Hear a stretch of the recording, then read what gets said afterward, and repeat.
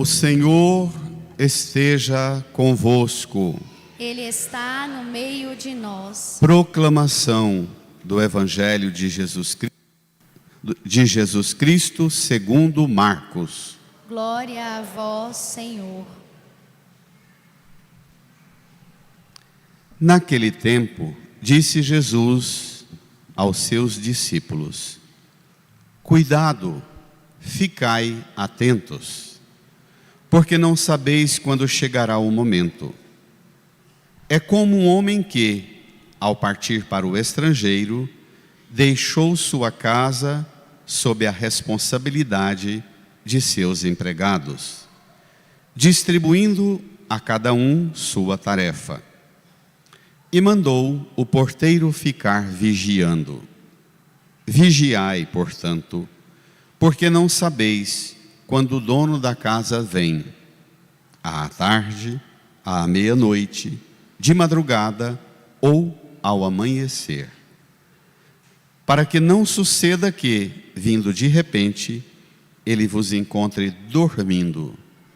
O que vos digo, digo a todos: vigiai.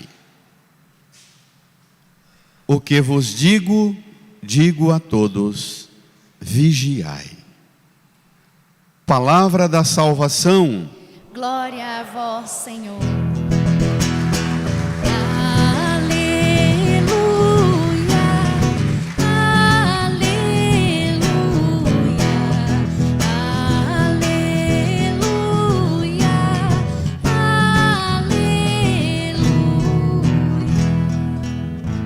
Sentados, nos recolhamos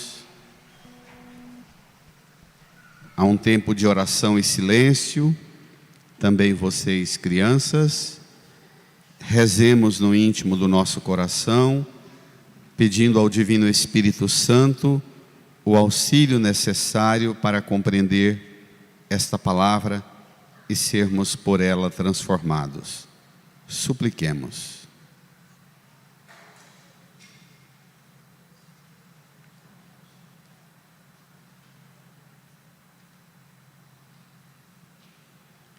Amém.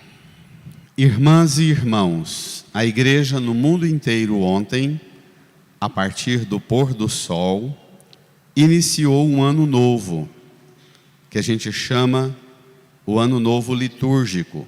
O calendário das celebrações inicia neste domingo. O dia bíblico começa quando o sol se põe.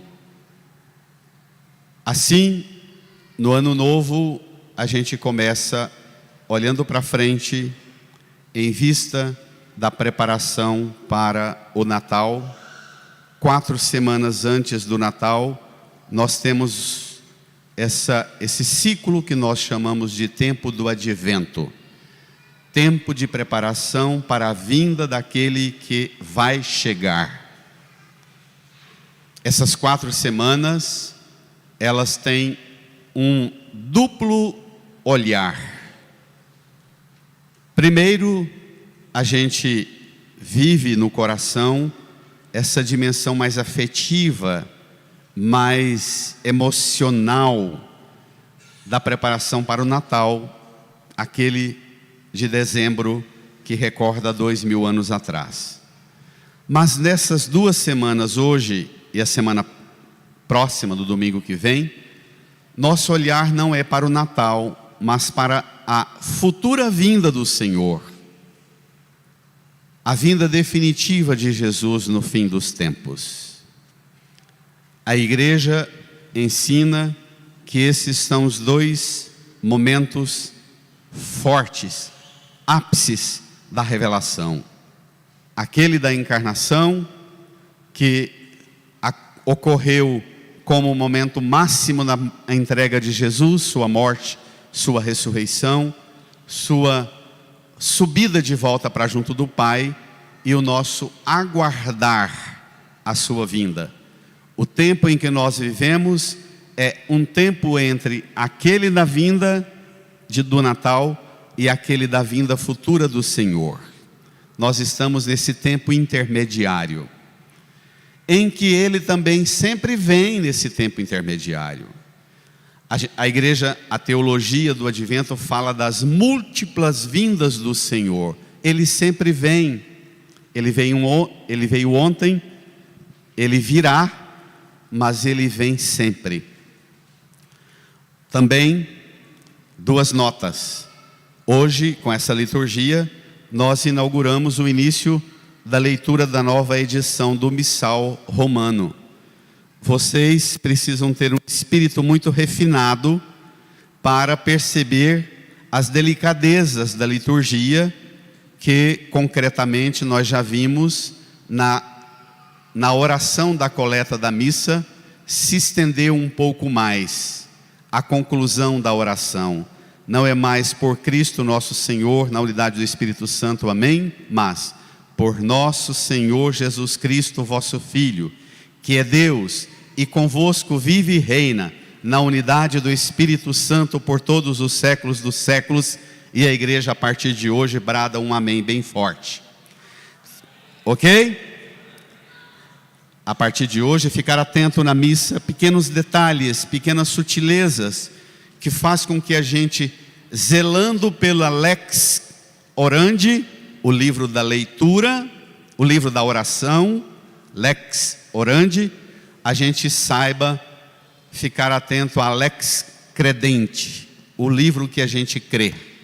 O que a gente crê e o que a gente reza não tem contradição e oposição. É o mesmo horizonte para a lex vivendi, o que a gente vive, o que a gente reza, o que a gente crê e o que a gente vive no mundo. Três dimensões do mesmo e único conteúdo do mistério da nossa fé. Eu estava falando das muitas vindas do Senhor. Ele vem na oração, Ele vem na sua palavra. E na palavra, por onde Ele vem, nós iniciamos também hoje, no mundo inteiro, a leitura do Evangelho de Marcos. E decide o início de um ano novo litúrgico, o início da leitura de um Evangelho, que curiosamente, tome lá no seu folheto, número 9, a gente abriu o Evangelho lá no capítulo 13. Domingo que vem, você vai prestar muita atenção na missa, na hora da proclamação do Evangelho, que o padre vai dizer na hora da proclamação, ao invés de dizer, como sempre fala, proclamação do Evangelho de Jesus Cristo segundo Marcos, o padre vai dizer de uma forma diferente. Proclamação do Evangelho de Jesus Cristo segundo Marcos, e inicia dizendo, início do Evangelho de Jesus Cristo, Filho de Deus. Domingo que vem é que a gente vai para o capítulo 1. Hoje a gente abre o Evangelho no capítulo 13. Por quê? Porque nós estamos no mesmo ambiente que nós fechamos o Evangelho de Mateus, no capítulo 25. O Evangelho de Marcos, Jesus vai para Jerusalém no 3º ano, e ao longo desta subida para Jerusalém, ele anuncia que chegando em Jerusalém, ele vai experimentar sua rejeição, sua paixão, morte e ressurreição. Em Marcos, ele entra em Jerusalém no capítulo 11 e é preso e condenado no capítulo 14. Portanto, o capítulo 13 que nós abrimos o Evangelho de Marcos situa no ambiente dos dias e as horas que antecederam sua prisão, sua condenação e sua morte na cruz. É exatamente neste ambiente, nós ficamos 6 semanas em Mateus, neste ambiente da tensão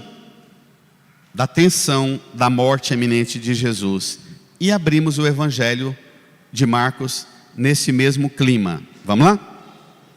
Para entender que Jesus vem na palavra e virá no fim dos tempos, mas Ele sempre vem.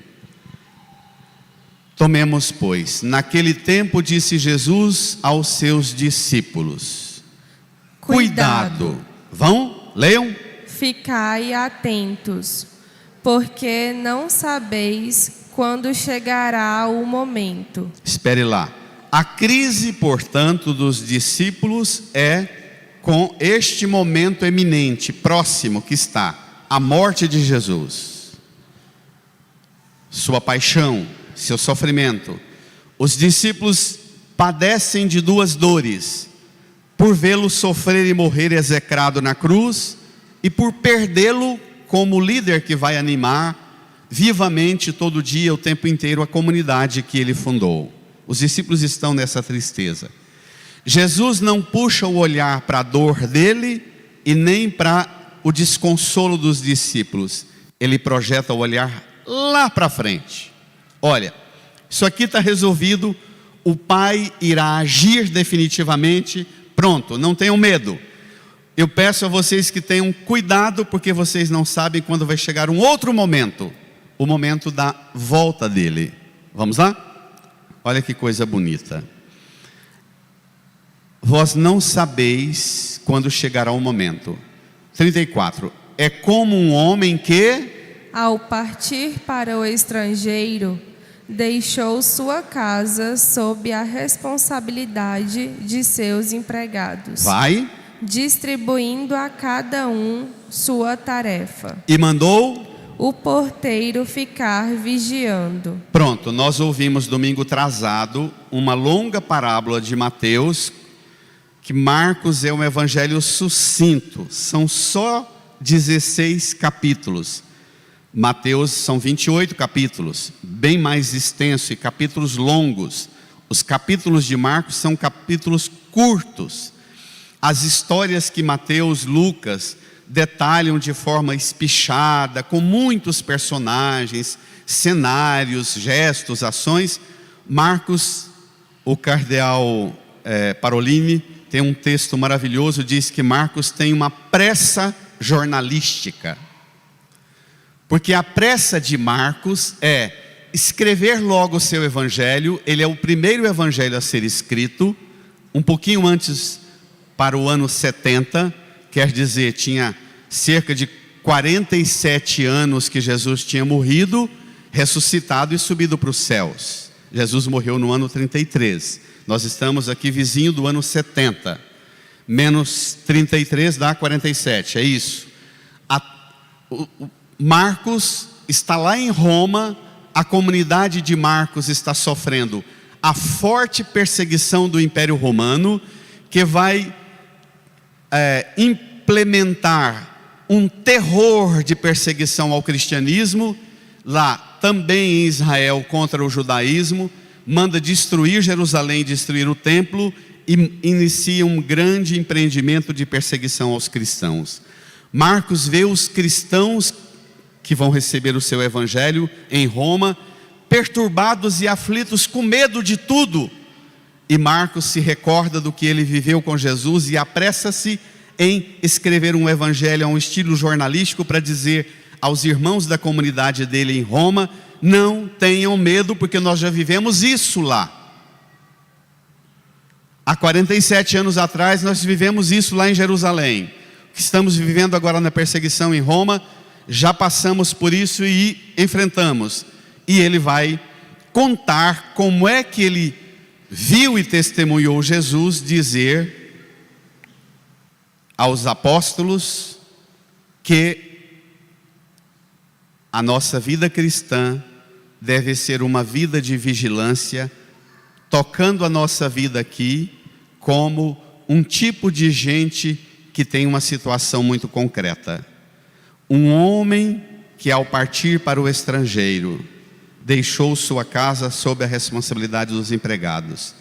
O homem que viaja para o estrangeiro é Jesus, que morre, ressuscita e vai para o céu. O estrangeiro é o céu. A casa é, ao mesmo tempo, a igreja. A casa é também a sua casa, sua família. A casa é o mundo, a missão do cristão no mundo. Mas não se esqueça que a casa é também o seu corpo. Essa metáfora da casa, ela é síntese dos lugares e ambientes onde Deus age e atua através de nós mesmos. O corpo, o seu lar, o seu trabalho, sua profissão no mundo, a realidade da criação e a igreja. Tudo é a casa. Deixou a casa sob a responsabilidade dos empregados, distribuindo a cada um sua tarefa. Esse é o problema. Você precisa cuidar do seu corpo como um empregado do Senhor que deixou essa casa sob a responsabilidade de um empregado. Ai, ai, ai. Você não tem autonomia para fazer o que você quer, do jeito que você quer, como der na sua teia, não. Você precisa cuidar do seu corpo, sabendo que isso aqui pertence ao Senhor. Você precisa cuidar da sua casa e da sua família como um empregado, não dono da sua casa. Cuidar da sua família como um empregado que vai ter que entregar tudo ao dono. Você precisa, no ambiente do seu trabalho, da sua profissão no mundo, atuar no mundo com os dons do Espírito Santo como um empregado do Senhor que vai devolver tudo para Ele. Nós precisamos cuidar da igreja como empregados, que Ele deixou para cuidar das coisas dEle, distribuiu a cada um sua tarefa. Eu ia dizendo e retomo, o problema é que hoje em dia tem uma tragédia. Um monte de cristãos que estão na igreja, estão no mundo, reza, fala que gosta de Jesus, lê a Bíblia, é devoto de um monte de piedosos, santos e místicos, mas se você escutar 2 minutos, 3 minutos, as dificuldades e conflitos dessa pessoa, os desacertos dela na forma de enfrentar sua vida no mundo, logo, se você é professora, professor, se você é psicólogo ou médico, como padre, você sabe, coitado, todos os conflitos que essa pessoa está vivendo é porque no fundo ela não sabe para que está no mundo, qual é a tarefa que cabe a ela. Eu tenho certeza que você está escutando isso e se recordando num monte de gente. Mas seria bom que você se recordasse também de você, na forma sua de cuidar de você. Tem gente que não sabe distinguir entre cuidar das tarefas sob a responsabilidade que o dono da casa deixou. E aqui tem uma pérola. O mais precioso da casa não é a casa e nem os bens da casa. Para que é que você tem a casa e os bens da casa? Para cuidar das pessoas que vivem lá dentro, não é não?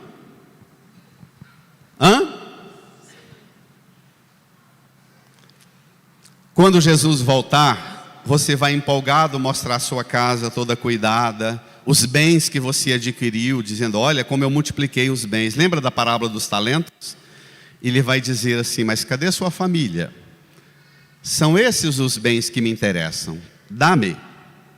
Nós somos o grande bem que o Senhor quer ao retornar. Saber que nós ficamos cuidando. Eu tenho um amigo odontólogo que ele diz do sofrimento dele. Essa semana me recordei muito dele. Ele diz que trata das pessoas e as pessoas depois que termina o tratamento é que dão mais trabalho para ele, porque ele faz a modulação toda dos dentes que foram tratados e cuidados e diz, como é que está? A pessoa diz, não sei. Passa uma semana, estou sentindo que não está bem, mas não sei o que é. Ele diz para mim, padre, como é que pode uma pessoa que ao mastigar não tem sensibilidade para perceber o encaixe dos dentes? Padre, isso é percepção, isso é noção da sua identidade, da sua codificação mais profunda do que você é. Como é que você não sabe de si?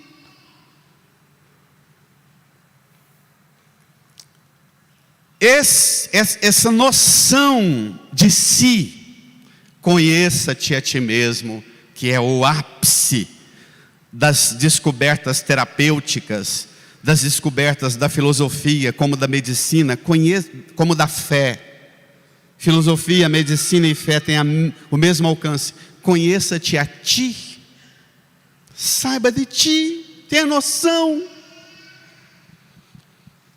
Estou passando mal. O que você comeu? Não sei. Tem gente assim? Saiba. Identifique.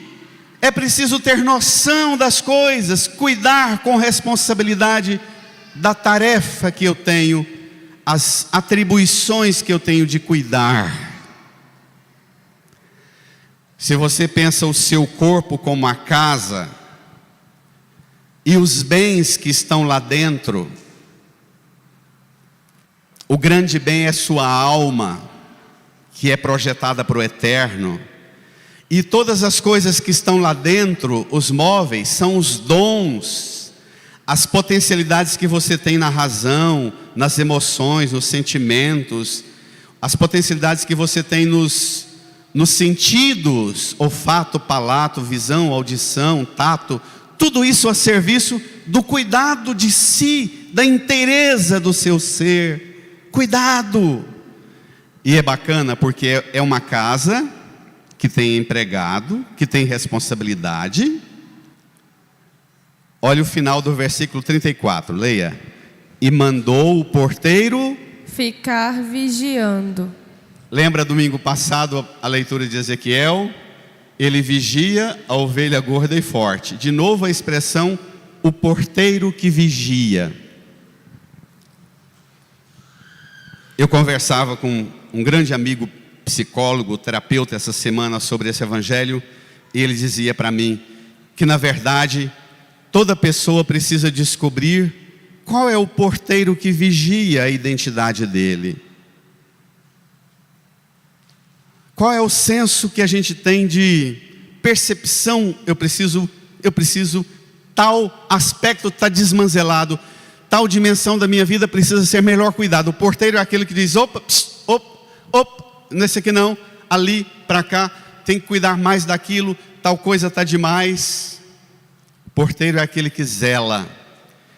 E é bacana porque tanto o porteiro quanto os empregados são todos empregados. O dono da casa não é nenhum.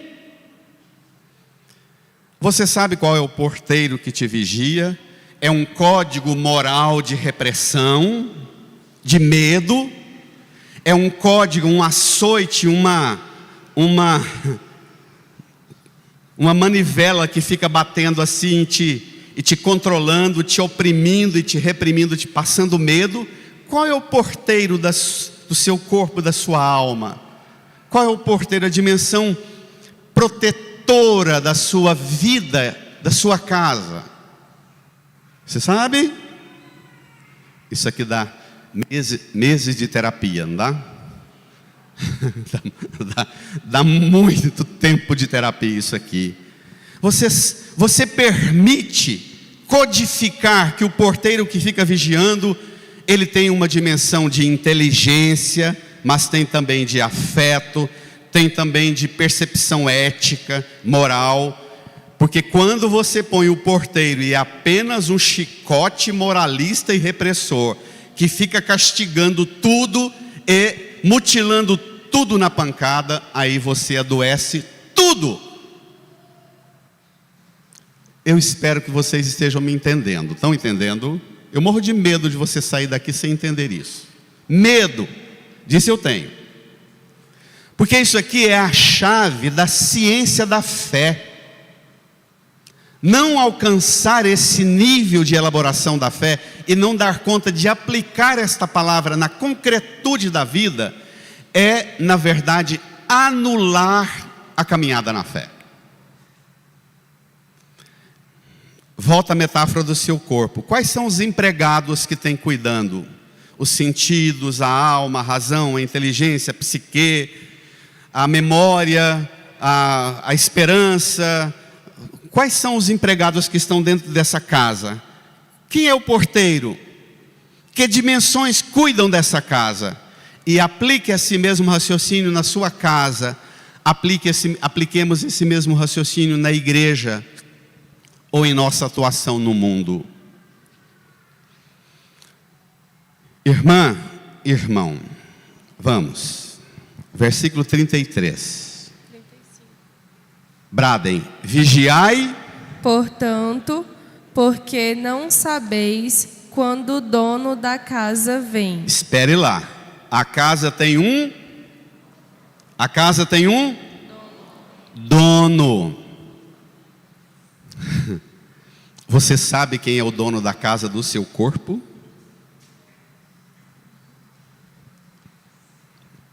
Você sabe qual é o aspecto e a dimensão senhorial? Vou usar uma variante aqui do aspecto do domínio do Senhor. Você sabe qual é a dimensão de senhorio, a dimensão senhorial da sua casa? O que é na sensibilidade, no senso coletivo dos que habitam a sua casa, a sua família, o que é codificado como o dono lá na sua casa? Ai, ai, ai. Na igreja, na sociedade, no mundo, quem é o dono? Se ele vem à tarde, à meia-noite, de madrugada ou ao amanhecer. Versículo 36. Bradem, para quê?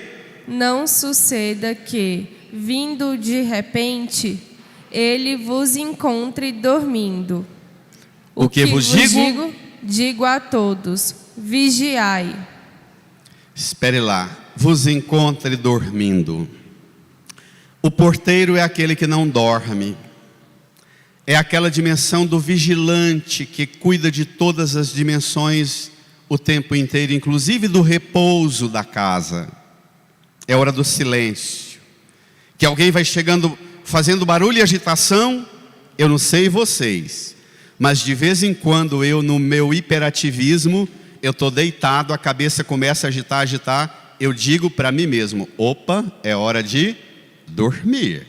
E aí ativar um exercício de respiração, de oração mental, que diga para você mesmo: é hora. O porteiro é aquele que fica cuidando desses aspectos todos, ativando a função de gestão do senhorio do dono, aqui, na casa, na igreja, no ambiente do trabalho, no mundo.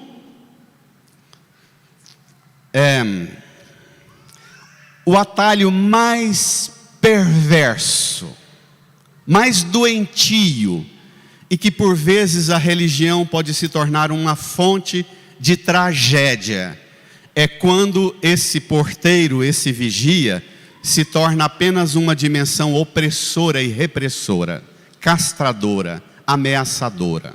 É o pior atalho. A dimensão do medo, da opressão, da repressão. E aí a gente tem que dar razão, porque muita gente transforma a experiência religiosa numa neurose. Sim, muita gente transforma a experiência religiosa numa alienação, porque aqui nesse trecho curtíssimo do Evangelho há uma multiplicidade de dimensões. É tão mais complexo, porque é tão mais rico e é tão mais extraordinário e belo tudo da sua vida, do seu ser, da sua casa, da sua existência, que não pode ser resumido apenas numa forma de entender e colocar um chicote te oprimindo e te castigando. A vigilância não é, diz Bento XVI, uma ameaça, é um convite generoso a olhar para a realidade para a qual nós estamos destinados. Bento XVI, interpretando esse texto, ele diz assim: estas leituras do primeiro domingo do Advento, diz Bento, parece refletir certos panoramas do mundo pós-moderno. Você anda pelas cidades onde você vive e percebe que as pessoas se tornaram anônimas. Tudo é na dimensão horizontal, onde parece que Deus está ausente e o homem é o único dono, como se fosse o artífice e realizador de tudo. As construções, o trabalho, a economia, os transportes, as ciências, a técnica. Parece que tudo depende só do homem. E por vezes, neste mundo que parece quase perfeito, acontecem coisas arrasadoras, tanto na natureza quanto na sociedade. Diz Bento: pelo que nós pensamos que Deus se retirou, que nos tenha, por assim dizer, abandonado e podemos fazer o que queremos. Na realidade, diz Bento XVI, o dono do mundo não é o homem e a mulher, mas Deus. O Evangelho diz: vigiai, pois, porque não sabeis quando o dono da casa vem. O tempo do advento, diz Bento, chega todos os anos para nos recordar isto, para que a nossa vida encontre sua orientação justa, projetados para a realidade última, rumo ao rosto de Deus que vem. O rosto que não é de um dono, de um carrasco, de um juiz opressor, mas de um pai, de um amigo, um Deus que deu seu próprio filho, que pagou o preço do nosso resgate e terminou sua oferenda de sofrimento, de amor, para nos libertar do medo, do castigo e do sofrimento, do pecado e da culpa, apresentando ao Pai a última oração: Abba, ó Pai, em tuas mãos eu entrego o meu espírito e te devolvo todos quantos aceitarem o seu amor oferecido em oblação na cruz. O dono tem face de um amigo que dá a sua vida pela nossa salvação. Merece um brado e uma salva de palmas, minha gente. Vai! Reage! Brada!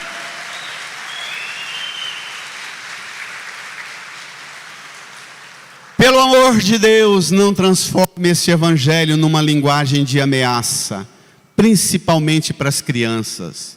Não torne as crianças castradas e oprimidas por ameaça de um Deus que está vindo e está vigiando todo mundo com a lanterninha para ver o que está fazendo. Este dono, antes de sair daqui, ele morreu, ressuscitou, subiu ao céu, deu o Espírito Santo e foi embora. Pegue a segunda leitura porque é maravilhoso. Olhe só.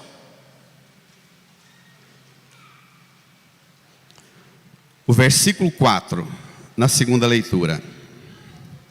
Dou graças a Deus sempre a vosso respeito, por causa da graça que Deus vos concedeu em Cristo Jesus. Encontraram? Sim. Olhe só o versículo 5.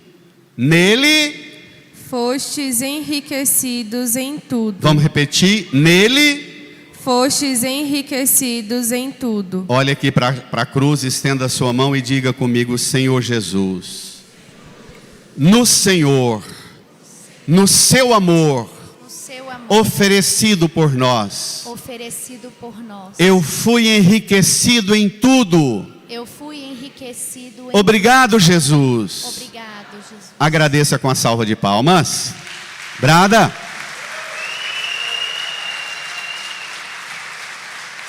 Olha que bonito. Enriquecidos em tudo, em toda palavra, em todo conhecimento, à medida que o testemunho sobre Cristo se confirmou entre vós. Agora vem o mais forte. Assim não tendes falta de nenhum dom, vós que aguardais a revelação do Senhor nosso Jesus Cristo. Espere lá. Assim não tendes falta de nenhum dom. Então, aquela reclamaçãozinha, aquela justificativazinha estúpida e idiota, dizendo para o papai, para a mamãe, para a vovó e para o vovô, para o amorzinho da sua vida: eu queria ser melhor, mas não dou conta, acabou de cair agora. Amém? A partir de agora você vai dizer: olha, eu errei porque não zelei na forma de cuidar dos dons, mas eu fui enriquecido em tudo e eu não tenho falta de nenhum dom, então eu vou cuidar e zelar melhor a partir de agora. Te peço desculpa, errei pai, errei mãe, esposa, esposo, errei, vovô, errei. Eu vou me cuidar, porque o Senhor me enriqueceu em tudo, eu não tenho falta de nenhum dom e não tenho a menor chance da gente não dar certo e não ter uma vida de bênção, uma família de bênção, um mundo de bênção, porque nós não temos falta de nada. O Senhor não nos abandonou numa casa sem recursos. Ele encheu esta casa do seu corpo, do meu corpo, de dons do Espírito, para administrar o dom da vida que Ele nos deu. Uhul! Brada! Brada!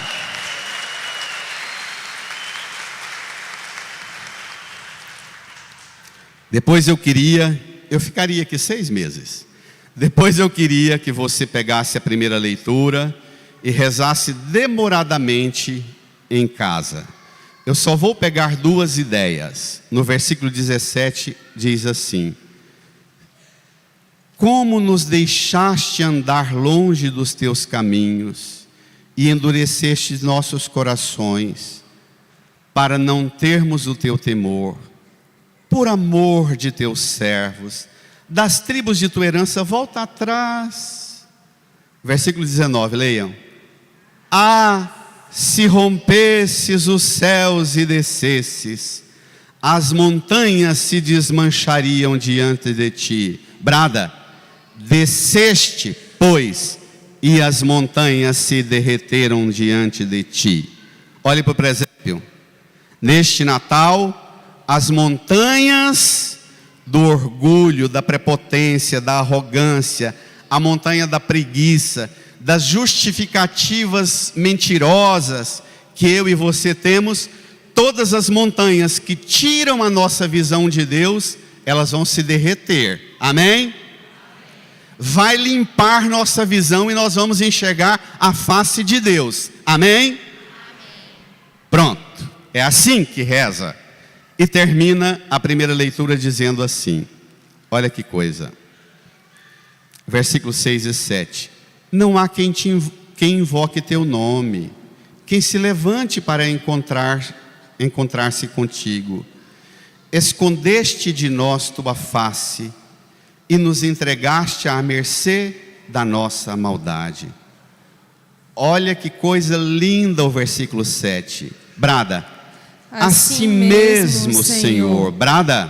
Tu és nosso Pai, nós somos barro, tu, nosso oleiro, e nós todos, obra de tuas mãos. Olha que trem bonito, gente.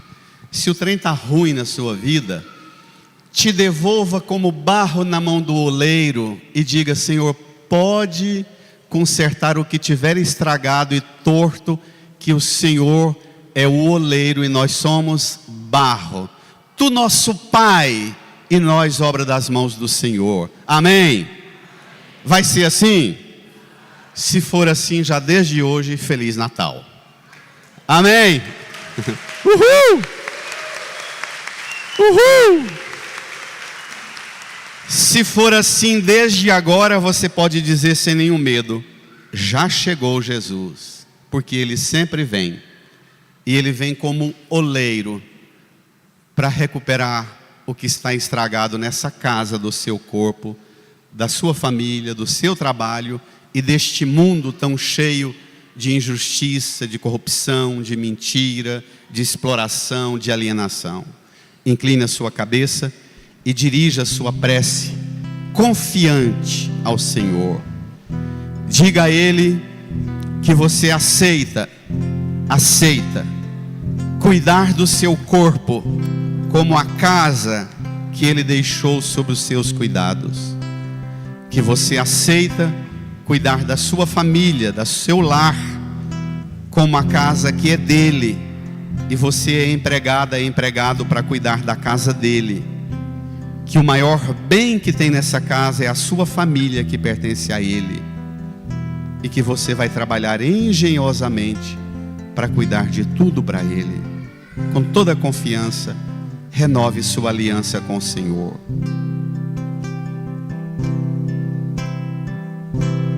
Quero mergulhar nas profundezas do Espírito de Deus e descobrir suas riquezas em meu coração e descobrir suas riquezas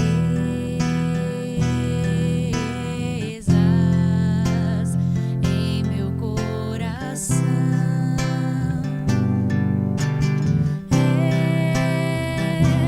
Tão lindo,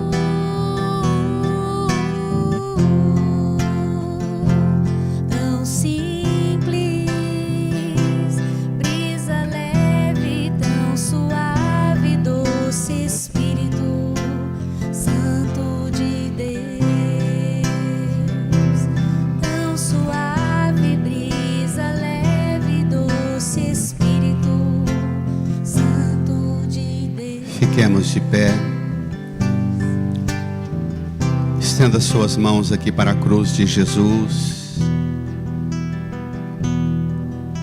Agradeça a Jesus que deu sua vida por você, para que você não tenha falta de nenhum dom, para que você fosse enriquecido em tudo. Agradeça e faça um pacto de cuidar melhor da casa do seu corpo, da sua saúde, da sua oração, da sua alimentação, da sua inteligência, das suas emoções, dos seus afetos, das suas potencialidades profissionais, das suas capacidades, cuidar de tudo com os dons que você recebeu do Senhor, cuidar dessa casa onde habita a sua alma, onde habita você. Agradeça e faça um pacto de cuidar desta casa, da sua vida, do seu corpo.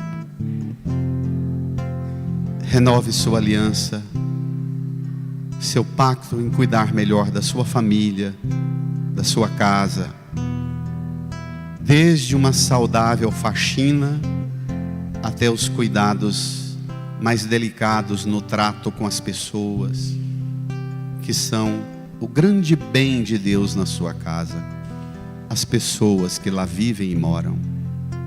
Renove esse pacto de cuidar da sua família, da casa do seu trabalho também, da casa comum que é o mundo, a criação, toda a beleza e esplendor que Deus criou. Faça um pacto de cuidar também do seu trabalho e da sua missão no mundo.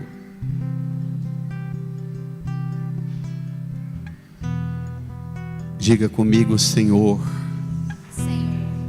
a casa é sua, A casa é sua, tudo que há nela tudo que há nela te pertence. te pertence. Eu sou servo Eu sou servo do seu amor do seu amor, no cuidado desta casa. no cuidado desta casa. Põe a mão no seu coração e agradeça essa casa que é você, que é seu corpo, que é sua vida, sua família, seu trabalho, sua escola, o mundo onde você vive. Agradeça.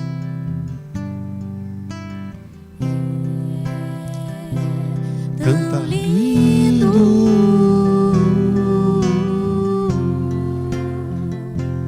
tão simples, brisa leve, tão suave, doce, Santo. Cuide da casa que está ao seu lado, dê um abraço, um beijo e deseja a paz do Senhor. Saudai-vos, saudai-vos desejando a paz.